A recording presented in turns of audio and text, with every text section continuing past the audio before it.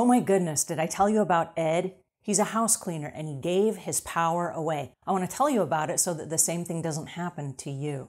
I'm Angela Brown and this is Ask a House Cleaner. This is a show where you get to ask a house cleaning question and I get to help you find an answer. Awesome, right? I'm super glad that you're here. All right, back to Ed. So Ed is a house cleaner and he gets a text one day. And the text says, how much do you charge to clean a house? And Ed says, well, I haven't seen your house, but it's somewhere between $75 and $200. And the customer says, that's great. That's in my budget. Come on over. And he gives the guy the address. So Ed grabs his cleaning supplies, puts on his uniform, and he goes over to the customer's house to clean the house. Now, he's assuming when he gets there, there's going to be a walkthrough and he's going to be able to give a price and find out what the customer needs and all that stuff. When he gets there, the customer is in a super big hurry and says, I trust that you know what you're doing because you're a house cleaner. So come on, take a quick look of my house and then I'll let you get to work.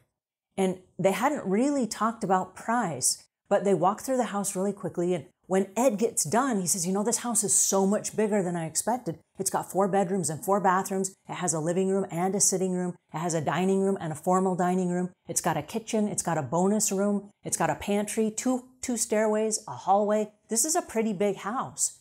He said, this is going to be on the higher side of $200. And the customer says, well, you told me that it was only going to be between $75 and $200. And my budget is $120. And that's as high as I can go. Well, you know, Ed needs the money and he doesn't have another job right now. And he's got his cleaning supplies with him and he's wearing his uniform. All right, so I'll clean your house for $120, but we have to have a different conversation. Customer says, okay, we will at a later time. Thank you so much for your help. I really appreciate it. So Ed gets to work and he starts cleaning the house. While he's cleaning the house, the customer pops in and says, oh, by the way, while you're here, would you mind if just knocking out some of these cobwebs and making sure that, you know, the lights don't have any cobwebs on them either? And Ed is like, all right. Usually I save that for a deep clean, but okay, you know, I'll do that because I'm, you know, trying to please. So he starts cleaning the house and whatever, and he's working his way through, madly working through the house, trying to finish and everything. The customer comes in and says, hey, listen, my son has had an emergency at school. I've got to run, go pick him up, but I'm going to be back before you're done. So I'll pay you when I get back, but I'll be back before you're done. So, you know, don't worry about anything. Okay, so Ed says, all right, cool. So the customer leaves, and when it's time for Ed to leave, the customer is not back yet. Now he has full access of the house. What is he supposed to do? Does he lock up? Does he set the alarm? Like, what's supposed to happen? So he locks the door, and then he goes out through the garage and pushes the button, and the garage door goes down, and he hops over and he leaves, right? But he didn't get any money. So then when he gets home, he texts the customer and he says, hey, it was time for me to leave. I finished cleaning your house and it took, you know, a couple hours longer than I was expecting to take. And I kept waiting for you to come back and you didn't come back, but I need to get paid for today. The customer's like, oh my goodness, I'm so sorry. Yeah, something happened. My son had an accident. I had to take him to the emergency room. It was this big thing. I'm super sorry. And they sent the money via PayPal. And so Ed is like, oh, good. I got paid. Yay, I got paid. So he got his $120. Well, a couple weeks goes by and it's time for the customer's next cleaning. So Ed goes to the customer's house. He calls first, not calls, but he texts first. And he says to the customer, I'm coming tomorrow. I just want to let you know that we need to talk about some of the stuff that we didn't get to cover the first time. And the homeowner says, oh my goodness, I forgot to tell you, I've got a business meeting. I'm not going to be there when you get there tomorrow, but I'll leave a check on the counter for you. Come on in. Here's the alarm code. Super excited that you're coming. We will have that talk that you're talking about. Ed's like, okay, great.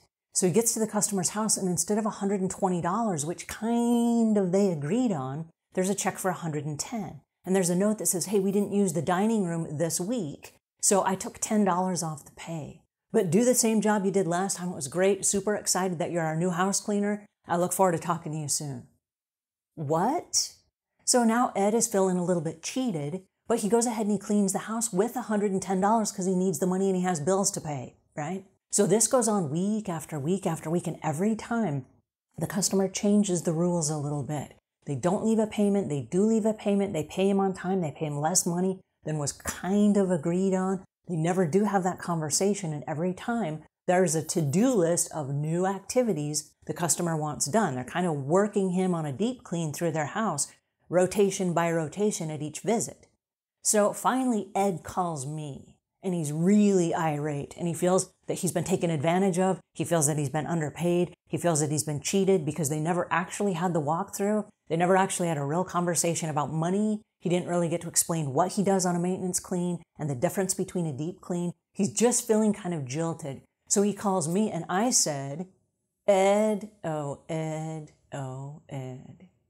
Now, my frustration with this is that Ed, from the very first text, has trained his customer that the customer is in control. Ed is not in control. The customer is in control. Ed has given all his power away.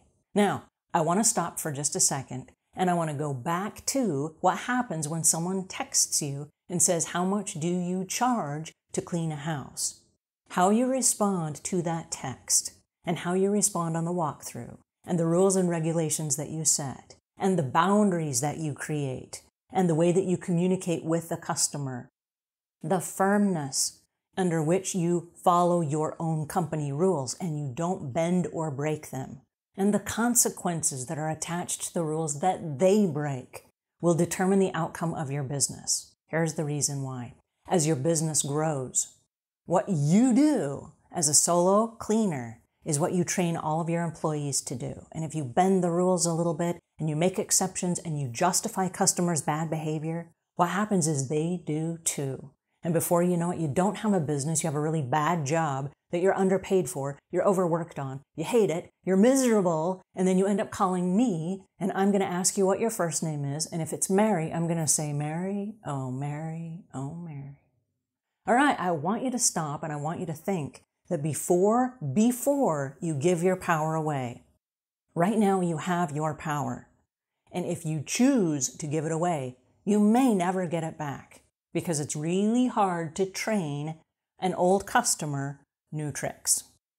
Alrighty, I hope this helps a little bit. If it does, please pass this on to a friend. If we've earned your subscription, please subscribe. And until we meet again, leave the world a cleaner place than when you found it.